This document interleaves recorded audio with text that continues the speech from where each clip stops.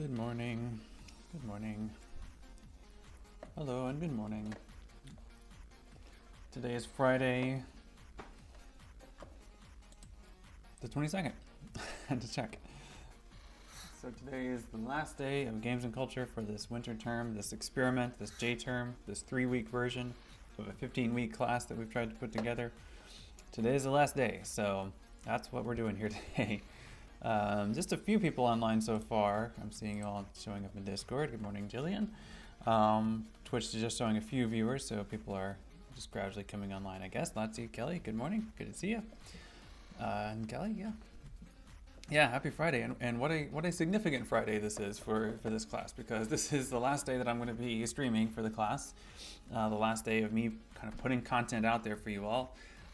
Still a few things to wrap up, but that's what I want to talk about today, and make sure that you all are prepared and feeling good about what you need to do for the last few assignments.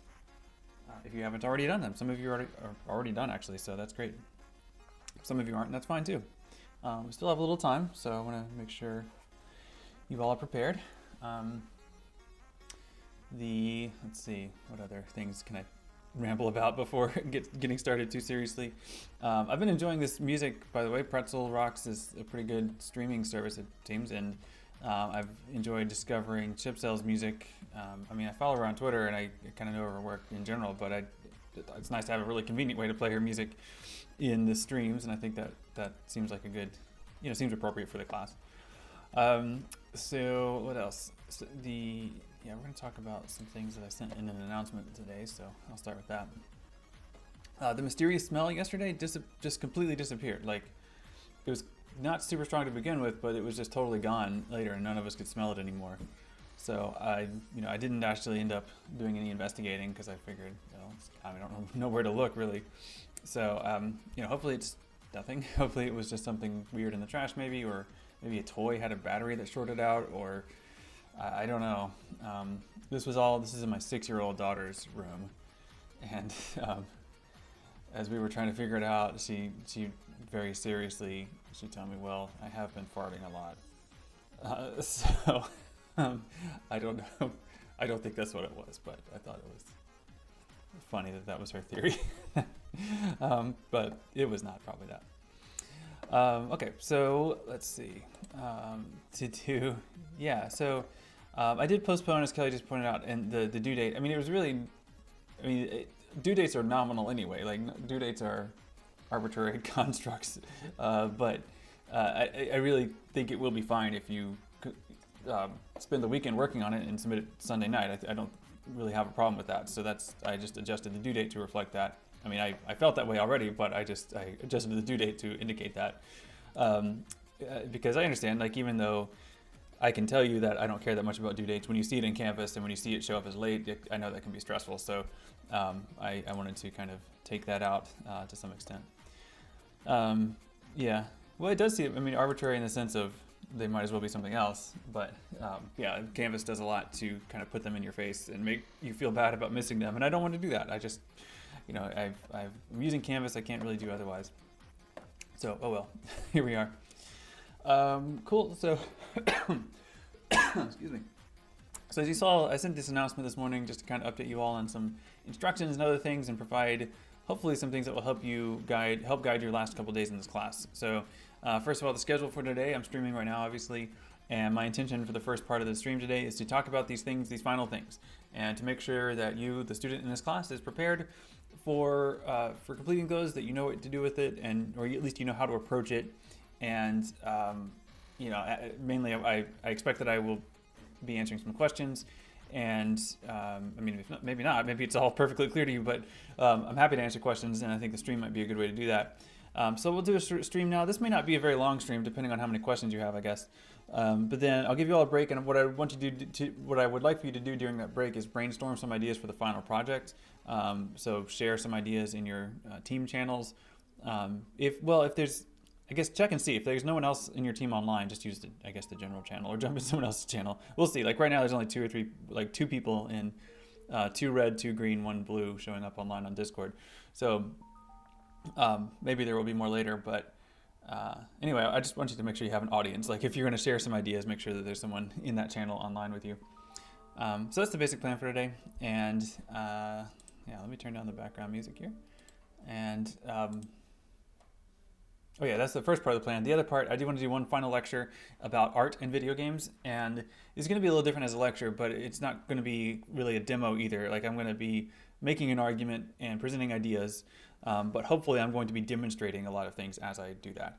I say hopefully because many of the games that I want to talk about as art games don't work anymore, or they're hard to get working. And so I'm going to spend the time while you all are brainstorming trying to get some things working that I can actually demo.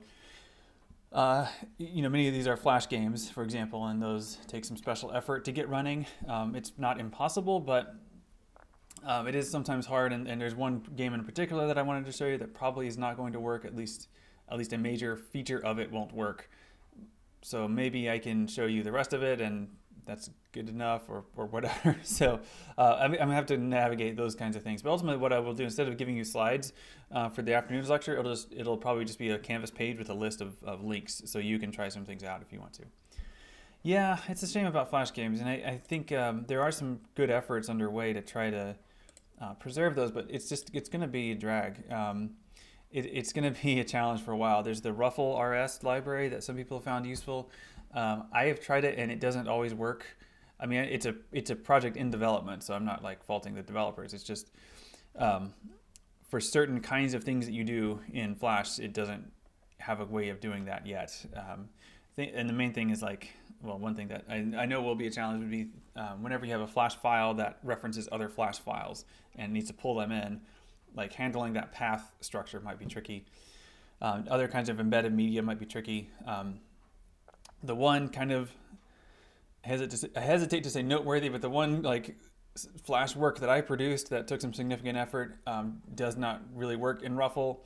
So and that could just be my fault for how I programmed it, but it just the basic premise of it doesn't proceed. So or at least it didn't last time I tried it. Maybe Ruffle has improved. Anyway, the point is Flash games are challenging, and there's different efforts underway. So hopefully we'll have a way to preserve these to some extent.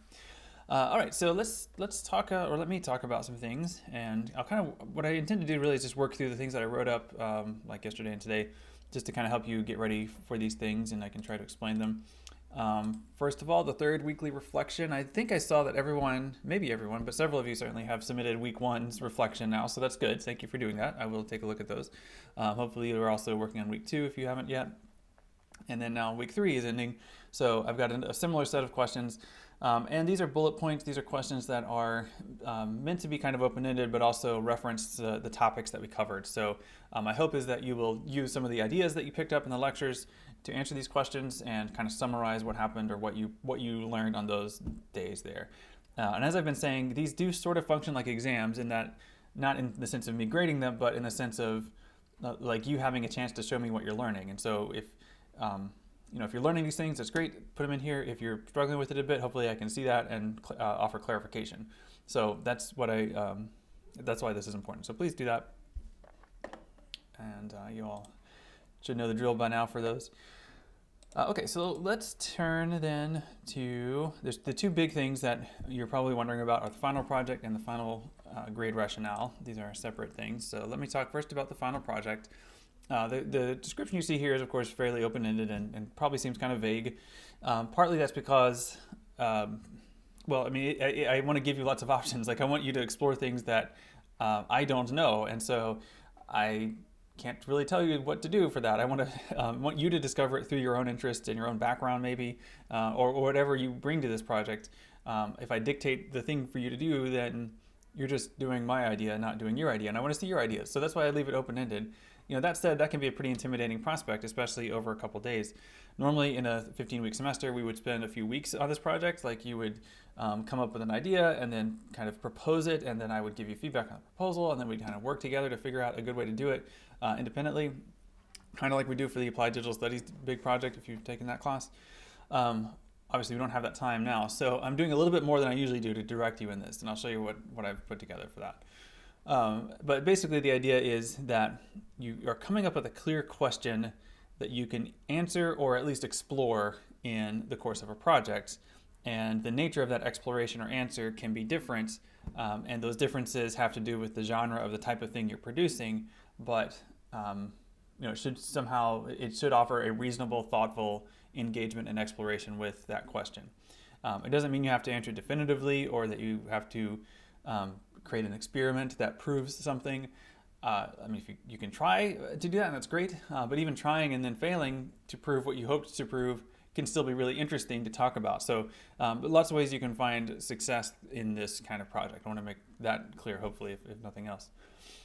So these are the rubric or the kind of highlights to think about as you're thinking about doing this. And again, I'm going to have to describe this really vaguely, but as I'm about to give you some examples after this that hopefully will help make a little bit more sense. So first of all, like whatever you've chosen to make or do or write.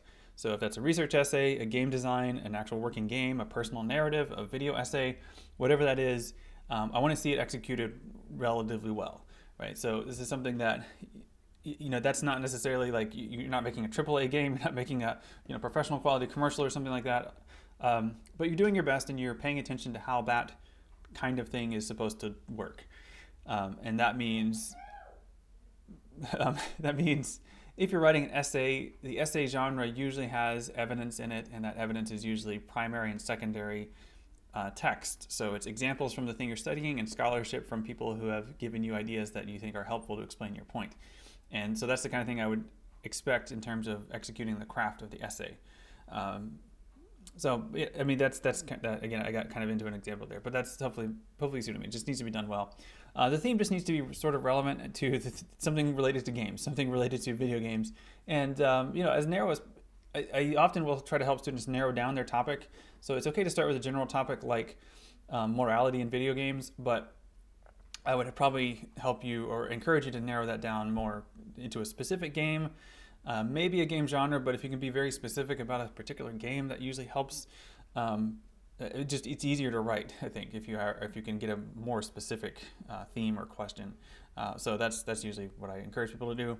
The context needs to be appropriate. Like you need to actually show your work in terms of your familiarity with other things like what you're producing or other things people have said about the thing that you're talking about. And then finally, just make it something novel and interesting. Like make it something that actually shows some originality and some creativity of thought. So those are all kind of big, and so this is the final project for the class. There's it's an important way to really demonstrate what you've learned in the class. So hopefully you all can do well with that. Let me show you some examples. I've actually created sort of a guide, a step-by-step guide, maybe not really step-by-step, because you could probably do these steps in different orders. But this is, I think, what might be the most helpful thing here is a list of topical questions. I went back through the 2018 version of this class. And I did a little synthesizing and editing, but these are several examples of the kinds of things students did projects about in that semester.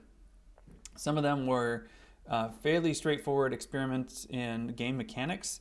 I had a couple of students in there that were already pretty talented programmers, and they wanted to try to build something, and so I said, sure, go for it. No, that's great. That might be a bit much to do in 2 days unless you already have a lot of skill.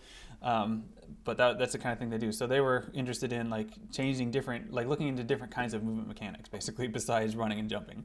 Like, can you make a platformer? Is it still coherent as a platformer even if you aren't running and jumping? And what that student came up with was, again, I'm trying to remember exactly how it worked, but you control, like you have a character and you use the your pointer to kind of point their angle and speed of jumping. So they're jumping, they can hop, if I remember correctly, or maybe it was like a grappling hook mechanic. Anyway, the point is, it was an interesting way of thinking about movement, and so that was kind of what their work was. This is a big one that you'll see in some art games, like how can we make death matter? Like how can we think of death beyond just an expression of failure? And that's a pretty open-ended question. You could answer that question in probably two different ways, or just general ways that I can think of. Like you could try to make a game that makes death matter, or a metagame, or you could write a close study of several games that you think actually do that. Like you could find some games where death, the player character death, actually means something, and then you could write an analysis of those games and explain why they work. So that would be two different ways you could answer that question, two different formats you could use to answer that question. The question of morality often shows up, so especially in RPGs. Like, are you, and I think the central question there is, are you the player making decisions that will benefit your player character? And as such, can those decisions be articulated as moral decisions or not? So, I mean, another way to think about that might be like, are there games where you play as the bad guy, and should you feel bad about playing the bad guy? Or do you have or you can think of probably games like Knights of the Old Republic, where you can choose different paths. Does the choice of choosing the dark side mean anything about you? Or does it just mean you wanted to see that story, right? I mean, do you want to be that story or see that story? These questions can reflect what you think about players' involvement in the game world, and the nature of storytelling and all kinds of other things. And like the previous question, you could explore this question by making a game or designing a game, or by writing an essay that studies examples of this in games that you know about or that you found out about. So that would be another thing to do that. Fear, I don't know if I got this one exactly well, but fear is an interesting emotion, and there are certain games that there are different kinds of fear, right? There's psychological horror, there's like jump scare kind of fear. There's some games that do really well with either one of those, and a few games that combine those. So like, maybe this is more of a design question, like why would games do this, and what do they do in order to be successful, and what are some of the tropes of this? Like, you could do this as a study, or you could actually try to make a game that scares somebody. That's really challenging, I think. So I don't know if I would recommend that, but that's, I think writing about it certainly. This one was fairly specific in the context of Twine, and I don't know if this question conveys it very well. I'm going to make these questions a little bit bigger so they're on the stream bigger. The premise of this project was, if I remember correctly, giving the character a series, like the student wanted to make a game and experiment with a particular mechanic in Twine, where you could, as the player character, if I remember correctly, if you're in a car, you're riding in a car with your mother, I believe, and you're just chatting, and you can keep the conversation going as long as you want, because even though it doesn't tell you this, as what you learn as you keep playing is that the loop, like the conversation is a loop, so you could keep that conversation going indefinitely, or you could choose at any point to get out of the car, basically.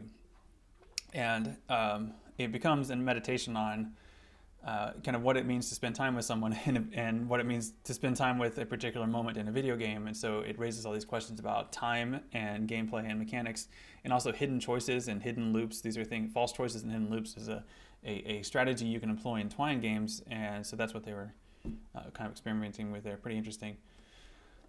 This one was also kind of clever, I thought. Just like, how would you design a game based on working in customer service? And I think you could probably imagine different reasons for wanting to do that, but it's an interesting thing to think about. If you've ever had a customer service job, or maybe you do currently, like, how would you like make a game out of that? Would that make it fun, or would it demonstrate how terrible it is? Or what would you learn about customer service by making and then playing a game about it? I don't know. And I guess I could mention here too, anytime we're talking about like making a game, you could actually code something and generate it and make it actually work, or you could just design it, like actually just describe, sketch out the interface and make a design document for a game. You don't actually have to program a game here. It's that you could, a designed game or a designed document could accomplish the same thing as a complete and running game. At least, good enough for the purposes of this class anyway. This one's not a very good question, but the idea was like, if you're playing a single player game by yourself, what do you benefit from having somebody with you while you're playing? Like, how does that experience change when you have someone there who has already played the game?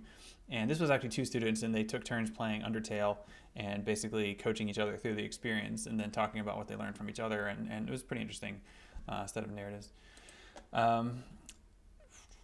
This one, again, kind of hard to explain, but this particular student wanted to make fun of the trope in a lot of RPG games where you have all these endless side quests. Like, there's usually something wrong with the world, you have to save the world, or, the planet's about to explode, but by the way, this, baker needs help finding his chickens, and so you're going to do that. And a lot of players, you approach these RPGs and you do all the side quests to level up your player, but this student wanted to make fun of that fact because, by the way, the world is ending, and so what if once you complete all the side quests, you tried to you discover that it's actually way too late to save the world, and it's over because you spent so much time on the side quest. So he designed a whole game and a whole storyline around it. It was very funny, actually.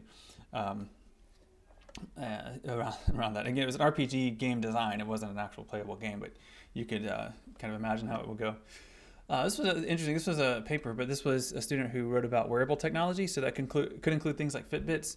And I meant to look into it, but I remember seeing something that reminded me of an old Perry Bible Fellowship webcomic. What was it called? I can't remember the name of the comic, but some kind of a vest. And so the idea is like you wear the vest, and then like if your character gets shot, like you feel like a punch in your chest, which, I mean, I guess it sort of seems like the logical extension of virtual reality, but also seems like painful. Like I don't think I would want that. So I don't know.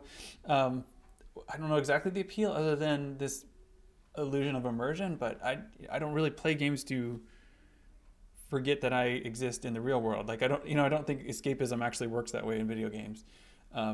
Maybe it does, but I don't think you literally transport your mind into the holodeck of a video game. So I don't really want to do that. So I think that's what's so this paper was an exploration of interesting technology along those lines, of ways of using wearable technology. And I mean, wearable technology, it's a kind of augmented reality. Things like Fitbits or smartphones can do quite a lot of that kind of thing.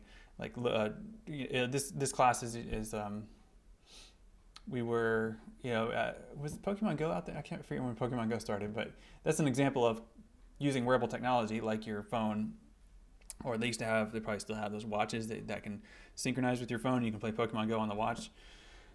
Those are interesting new possibilities for gameplay, and maybe there's been new developments in that area since then. I don't know. Animal Crossing and narrativity, again, kind of hard to explain, but if you think of a game like Animal Crossing that doesn't have like a clear set of storylines in it, but that you can discover and find and sort of imagine lots of storylines, how do those work in terms of narrativity? Like how can we analyze that in terms of things like character, plot, duration, analepsis, metalepsis, all those narratological terms? Like what good are those when we apply it to an emergent narrative, like or an improvisational narrative, like what happens in Animal Crossing or similar games? That was the question there. Kind of a technical question, but I think pretty interesting. Default control schemes, WASD to move around, like where did that come from? Why do people use it? What alternatives have existed? That was a pretty interesting historical one. This one, so dating games or dating sims are a popular genre, and the question here was like, is there a difference if the romantic scenarios are exclusively or at least include LGBTQ options, or are there, if not, are there differences? Like, can we look at the possibilities as having kind of gendered structures, and as opposed to just simply putting in different genders into the placeholder position of love interest? Like, are there actual like mechanical structural differences in those? So that ended up being an analysis of several games. Yeah, and then the passing of time as a game mechanic. I don't really remember what the project ended up being. So these are just some suggestions, and of course these are suggestions. You don't have to do things like this. For each of these, I kind of remember the project behind them. So, in describing them, they may seem too big, or they may seem like too much to handle in a couple days, which is essentially all you have here. So that's fine. It's okay to choose something reasonable. I would be very happy to have a conversation with you about your ideas. Oftentimes, I think I can help people find a way to do a project that they hadn't thought of, or to narrow it down in a way that makes it doable, something along those lines. So definitely reach out on Discord if you want to chat. I'd be happy to give you some feedback and help you kind of think through this. In terms of actually making a game, if you want to experiment with actually making a game, there are some things that you can use, some tools that are relatively accessible, even if you've never done any programming. I've mentioned Twine in a couple of these examples, and I know some of you know Twine, but perhaps not everyone. So let me show you how Twine works. Twine is a system which, first of all, you should not use the way I'm using right now. This is using it in twinery.org, hosted in the browser. And it actually, what I think is confusing about the way they've presented this is that if I make a project here, it is temporary. It is not saved anywhere, so except in my browser's cache, like the memory of my browser. So the better way to use Twine, instead of what I'm doing right here, is if you go back to twinery.org, download it for your platform, Windows, Mac, or Linux, and then do it that way. Like that's going to be actually let you save your games that you work on. But using it online, I can at least demonstrate it. Again, it's I had several actually in this browser that I was using for demo purposes, and they're gone now. So oh well, right? That's how it goes. So this is how we do this. Oh, this is a fancy new little editor. Oh, that's cute. Okay, I don't want it though. So this is how you write a Twine game. What should we do? Good morning. It is Friday, January 22nd. It's time for breakfast. Should you have a granola bar or an orange? I'm just a demo, right? And so this is text, and this is a text-based game experience. So let me show you what this looks like as the game. You can just hit the play button to try it out. And so there you go. I mean, it's reading text is most of what you do when you play a Twine game. Of course, you do quite a bit more because you can make actual games with this. So we can make these choices things that the player can choose. So we can choose a granola bar, and to make that an option, you have to put 2 square brackets around the thing you want to select. And I'll do that for this as well. And simply by putting those brackets there and making those choices, those options, it creates it branches the narrative. So now these 2 choices are things I can click, and then I could describe what would happen if you ate the granola bar, or I can describe what would happen if I ate the orange. If you get a little bit more advanced with it, you can also make the choice matter, so that if they had the granola bar from breakfast and then later they want to have another granola bar for lunch, you could have the game remember, oh, I already had a granola bar, so that's the bad idea, and so you would maybe not give them that option. So you'd have to use variables and macros and things like that. It gets a little bit more advanced than what I'm showing you here. But the basic idea of Twine is you're reading text and clicking links. So should you have a granola bar or an orange? Let's go with an orange. So that takes me to this passage, which I could edit to have a description of eating an orange, and then go from there. You can do really elaborate things with Twine. I showed you all something. If you watched my stream on Monday, I did a Twine game, 10 Lost Boys by Mark Sample. I played through that. And that one actually is game-like. I think if you look at the sort of range of things made by people using Twine, some things are more interactive narratives, like stories with choices in them. Other things are more like games, and which depends on your design choices as a writer. So the thing when you look at twinery.org, this list here will show you some samples of Twine games. I don't know any of these. I'm not familiar with any of these. Let's see. So it's going to make me download it. I don't want to download it. Some of these will be playable in the browser, and some won't be. Alone Awake, that looks stressful for some reason. Yeah, this one you have to download too. I don't want to do that. Some of them you can play on the browser if somebody's uploaded it to itch, for example, or their own website. You can actually just click a link and play it. Let's try this one. Maybe this one I can play online. No? Okay. Cool. Let's see if we can find some more of that.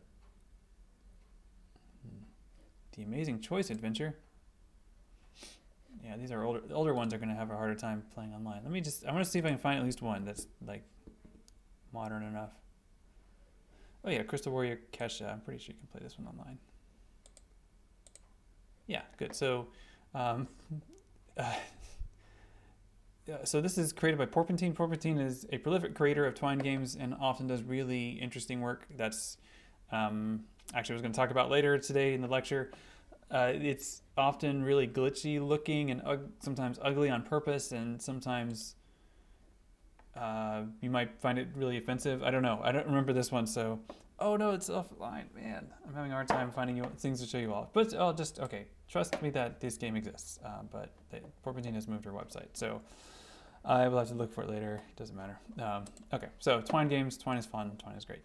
Puzzle Script. Puzzle Script is something I've just played with. I don't know, haven't actually made a game with it. But these are the kinds of things you can make with it. It's sort of like a sliding tile puzzle game editor, if that makes sense.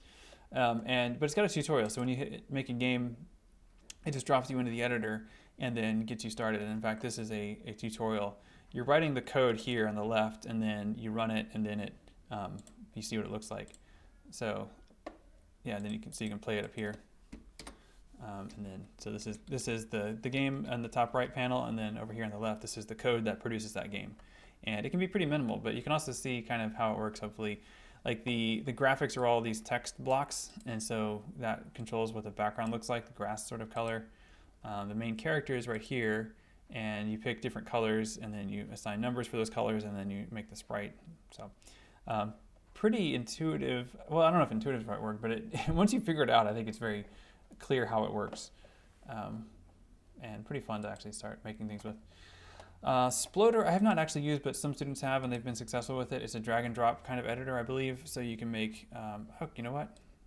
It says it's a Flash game creator, so that's probably not going to work out that well, but let's just try it. Maybe they've got, no, they don't. Okay, never mind. I'm going to take this off the list. You can't use Sploder anymore. You can use Construct 2, which does generate games for HTML, but not that one apparently. Bitsy should work though. I have not used Bitsy, but it seems kind of similar to Puzzle Script in some ways. Like you have a play field, and then you have this person here, and then you kind of just work. This is the tutorial, and you kind of work through the tutorial, and then you save a copy of it as your game, and then you kind of go from there. It might be fun to try out even if you don't end up using it for your project. Okay, there's many more ways to make a game, but I'm not really going to emphasize or show you a lot of those because I don't know how many of you will need that. But if you do want to make a game and you want to know if it's possible, feel free.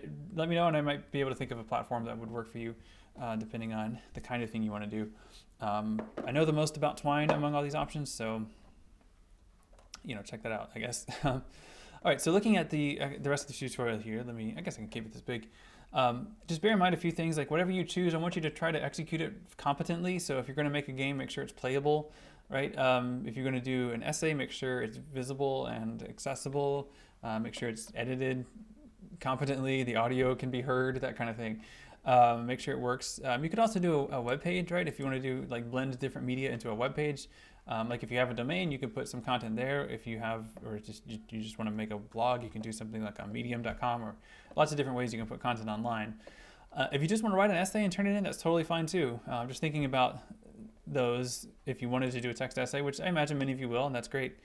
Think about what makes an essay work, and that has to do with evidence and explanation, and that's the craft part of the essay. So it needs to be written competently with academic prose, and it needs to use evidence to support its claims. So primary evidence would be examples from games that you're studying or talking about. Secondary evidence would be scholarship about games, and that's it. Now you'll notice I'm not specifying a length here. I'm not specifying a minimum number of examples or citations, but I think to do this well, you probably will need several citations. Similarly, I think to do this well, like to really answer a question or explore it in depth, I think you're going to need at least 3 to 5 pages to do that. At least I would. So I think that's what I would imagine for you as well. That's, I think, doable in a couple days. That's something also that I think is that also helps me understand the scope to this. I think 3 to 5 pages is something that's doable as a length, but it's long enough that you have to get in depth, right? That's long enough where if you don't really know what you're talking about, you're going to end up repeating yourself and sounding really vague. But if you do know what you're talking about, you'll have, hopefully plenty of room to say those things in those 5 pages, 3 to 5 pages. But that's totally a ballpark. If you complete something that you feel happy with, that's 2 pages long.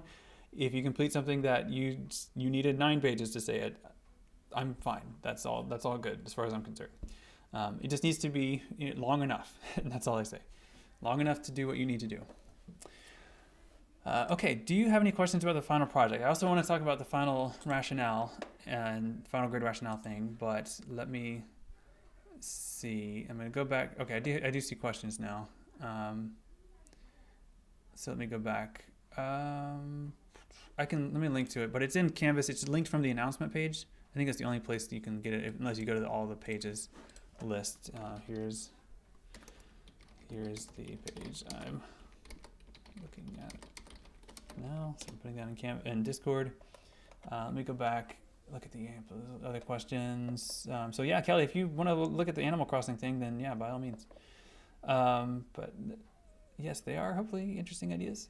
And Ryan, yes, you can work on groups, but the thing to keep in mind with groups, as is always the case with group projects, is it needs to be clear what each of you do, so that there's a clear sense of like this project can only exist if it's a group project. Like, we are the two people that have to do this project. Neither of us could do it by ourselves. We need to do this together. So that's the main thing I want to make sure you all express. And also, you would each need to write separate statements about it, right? So if you made a game or game design, I would still expect each of you to reflect on it separately, like your own ideas about what you think it means. And Kelly, yes, you can certainly make an essay in Twine. It's not that hard at all, really.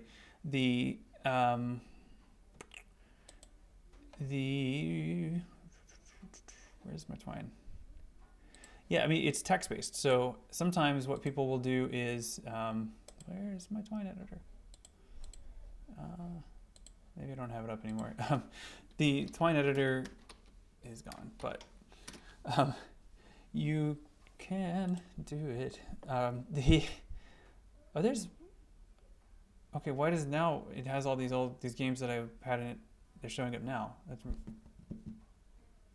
odd. Okay, I don't know why they didn't show up before, and I don't know what happened to the one oh, there it is. Anyway, I bet I know why. It's because my hard drive is super slow, and it just hadn't loaded them yet.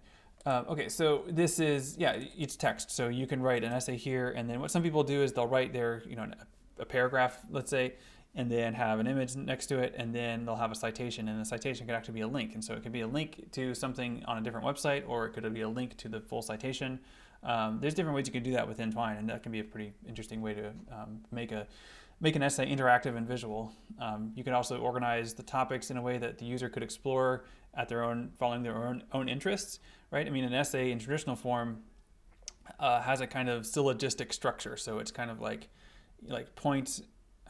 I'm blanking on the classic syllogistic structure now, but usually you go point by point in a paragraph sequence in a linear paper. But Twine gives you the option to maybe make those points separate passages that follow each other in a different way, or don't, just so it doesn't matter what order you read it in. That's an interesting idea. Kumu is another platform that people have had success with in terms of doing that kind of networked or interactive kind of essay, as opposed to the linear kind of essay. I'll show you that one in case you're not familiar. Kumu.io.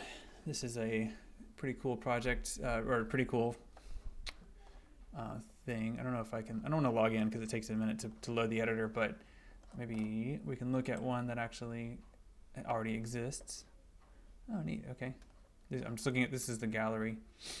Let's find one that's a little bit more accessible.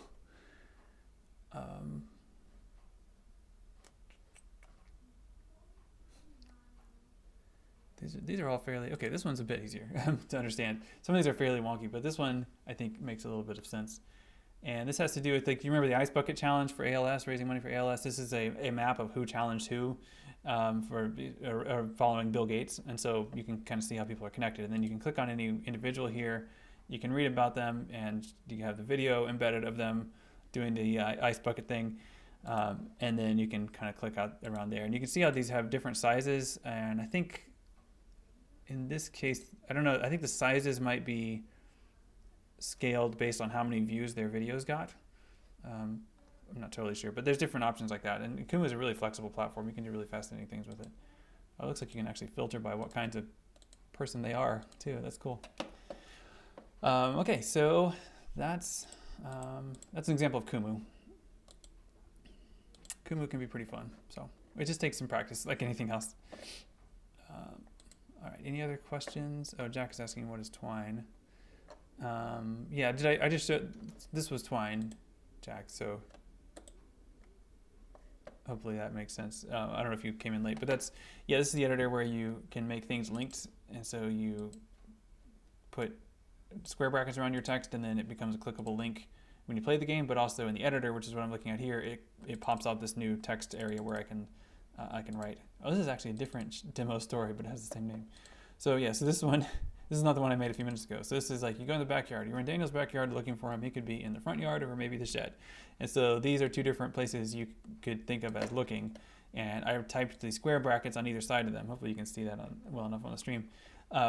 to make them into passages, and then those are now passages I can write something in. So I can say he's not in the front yard, and the shed is locked, and then so this is how if I were making a game, I would probably have something about like a place to look for the key or whatever. And you know, so that's twine. Does that answer your question, Jack? Okay, so Maddie asked a question. I think you did that before actually. The idea of like a presentation with a voiceover. I guess so if it helps you. Yeah, I mean the voiceover though would be, I would think of as sort of the main part, and essentially that's what I would call a okay, Jack, like a video essay, right? So like you have some visuals to explain your point, but you're telling me things that are important to know from your insight. So yeah, I think that makes sense. I mean, I would. So like, I think you could do that two different ways, Maddie. If I understand your question, like you could literally record audio and then actually embed it on the slide. I know you can do that in Google Slides, probably PowerPoint too. That works okay. Or you could do like, I think it works a little better if you just show the slideshow and then record it, like record a video of you progressing through the slideshow and then saying the things. That's a little bit easier, I guess, to package up and submit. But if you want to do the slideshow with audio commentary on each slide, that would probably work too. Cool. So yeah, Jack, twine is a way to make a game. If you mean recording the video, you'd have to use some software for that. I would use OBS probably. Or if you have a Mac, you could use QuickTime to record your screen and then your microphone and kind of talk through it. But if the technological arrangement of that presents a challenge, like if you're, like I know on my Mac anyway, if I use QuickTime for that, it would probably turn out really awful. If that's the challenge, then the recorded audio attached to slides method might be a better choice. Like I don't want the technology to be the stumbling block, basically.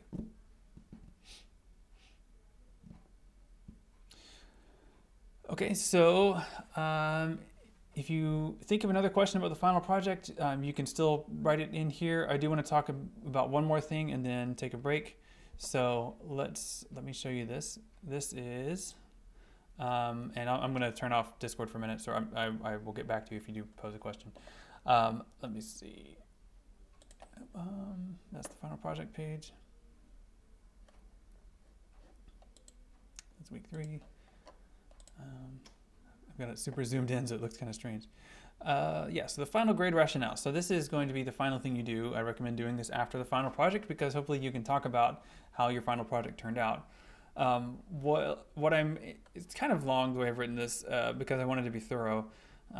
Sometimes I know when I write things where I've tried to be thorough, some people like it's a lot of text, and so maybe you have a hard time reading all that text. Let me kind of hit the highlights for you.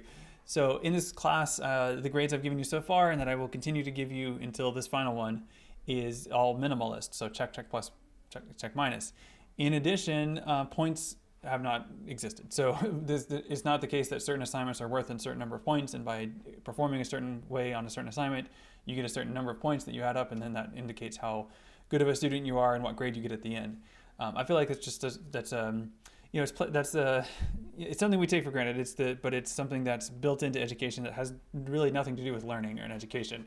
It's this thing that we've pretended is the case for a long time. So I try to get away from that and try to think about your ideas and your learning in a more nuanced and individualized kind of way, which is, I think, more accurate. But it can be a little bit tricky to navigate. So I'm trying to give you some things to use to navigate this final, your expression of it. So I went back to the language of learning outcomes. And so these are things that are kind of formal. There's kind of a science and an art to writing these. And every syllabus has these, or they should. And so it's the kind of thing you may not often spend time thinking about or looking at directly, but they're always there in your classes, whether you know it or not. I think this one is not written particularly well. I think I was trying to cram too much into this one, so I think I'm probably going to rewrite that and expand it a bit. But I added a little bit of text here to explain to explain it hopefully better, which is that I want to think about. I want to make sure that you understand how video games work, and that phrase could have a couple of different meanings. I wanted you to understand just the basics of just like video games or software, but also they work as cultural artifacts. And so what does that mean? That's the kind of thing I'm interested in making sure you've learned.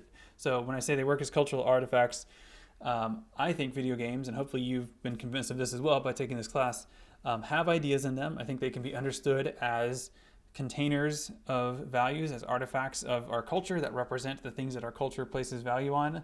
I think they can also use their unique capabilities, like their ability to demonstrate the outcome of a process, to make arguments and interventions in that culture and help us understand that culture better. So I think they can be really complex cultural, rhetorical, artistic artifacts.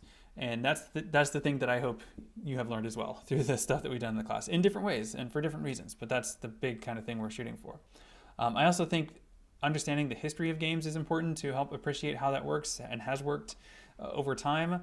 And then finally, I didn't actually add this one in the syllabus, but I think it should be there. And it has been something I've been working on throughout this, especially this last week, is just understanding the contemporary scholarly academic conversation around video games.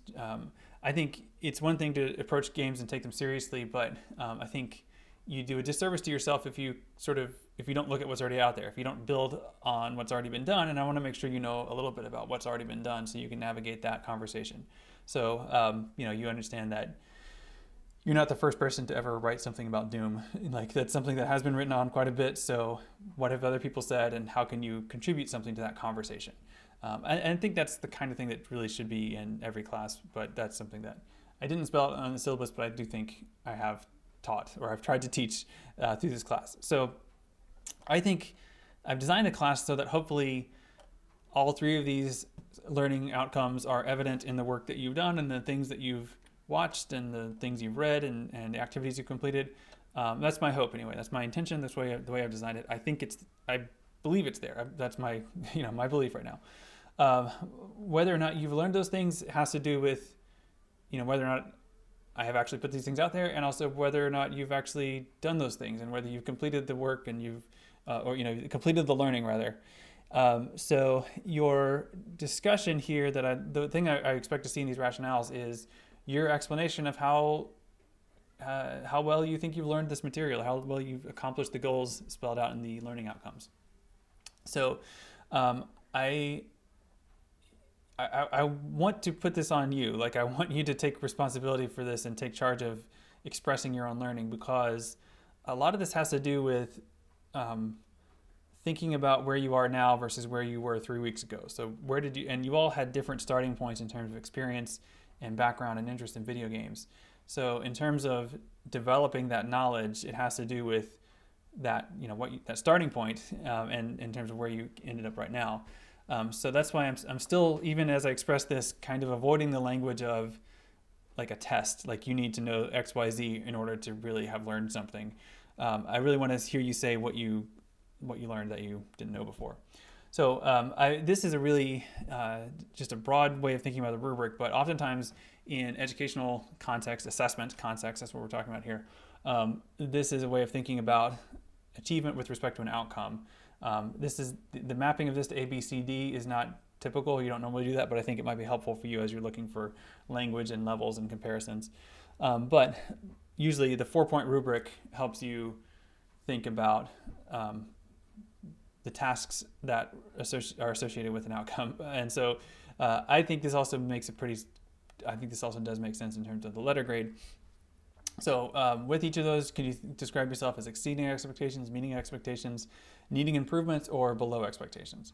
And you could do a different discussion for each of the outcomes, or just kind of one general discussion that hits on all three, or something else if you find a better way to do that. But that's the hope, and that's my goal there. So do you have any questions about this or anything else? I'm going to switch back to Discord and see if you all have had any questions. Okay, so Kelly has said, "Oh no, I'm not persuasive." You can be sure, yeah. I mean, it's really just sort of showing the work, right? Pointing out what you've done.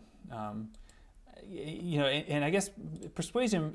I don't want to intimidate you. Like, I'm not a skeptical audience. Like, I'm not cynical about this. Like, I want you to do your best, and I believe you've done your best. So, but I want you to show your work. Like, I want you to be able to I mean, this is more about metacognition than anything else. This is more about you sitting above your learning and being able to analyze your own learning. That's what's really more, it's more metacognition than persuasion, I think. But it just in terms of how you write it, think of it in terms of trying to marshal as much evidence as you possibly can that you've been successful in a particular way. That's what I'm hoping for. I don't know if that makes more sense or less sense, but that's what it is. Okay, so any questions on that or on the final project? Both of these are due on Sunday night. My final grades in Banner are due. Let me just double check. I'm pretty sure they're due Tuesday, but I'm gonna need Monday to finish the grading, and also I'm gonna be teaching two brand new classes on Monday, so I'm gonna be very busy. But it's what I signed up for. But let me just double check the due date. I mean, my deadline. I think it's. I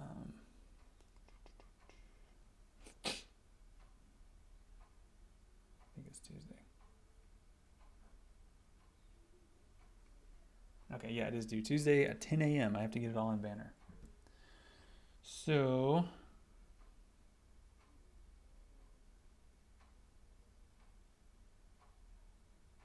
All right. Yep. That's all I think I have to talk about right now. So here's what I'd like to request, unless there's any more questions, is take a few minutes and share your ideas, questions, concerns, anything. It looks like there's at least 2 people online for each team. So maybe start with your team channels, team red, blue, and green. Just say, hey, everyone, here's what I'm thinking. Or, hey, I have no idea what's going on. Does anyone know what's going on? Whatever it needs to be. Just to, have a little chat about what you want to do for your final projects. If you have any ideas or if you have questions or you want to run things by people. And then give each other some feedback. If you have you might have a suggestion, or you might be able to think of a platform someone might use or a way to do something. So definitely have that chat. And then I would like to reconvene one final time, if that's all right, at 1 p.m. for one final lecture about video games and art. So can we reconvene at 1 for one more lecture? And Kelly has posed a question, should we prioritize the project or the reflection more? I think the project. But doing a really good job on the project would make the reflection pretty easy to write, essentially, right? They're both going to be strong pieces of evidence in terms of, your grade. So, but I would definitely spend more time I think the project would be more interesting and fun. So I recommend doing that. I hope it's more fun. Okay, so use the next 2 hours, so a 2-hour break, I guess, between now and 1 o'clock. Chat about your project ideas. Feel free to send me any questions in the meantime. I'm going to be trying to get some stuff together so I can show it to you at 1 and give you some ideas, some final ideas to think about in terms of the question about our video games art. And yes, they are in there, Ryan, so take a look. They should be on the assignment page for the weekly reflection. I think I've got everything in there. I think the only things I might still add to are going to be some notes from today's lecture, maybe a few more notes to add for yesterday's. But I think pretty much everything's going to be in Canvas by now. All right, cool. So thanks for watching. This is mostly a kind of nuts and bolts kind of stream, but that's all right. I will be back at 1 o'clock with some more ideas, some final ideas about video games and art. So I will see you then. Bye.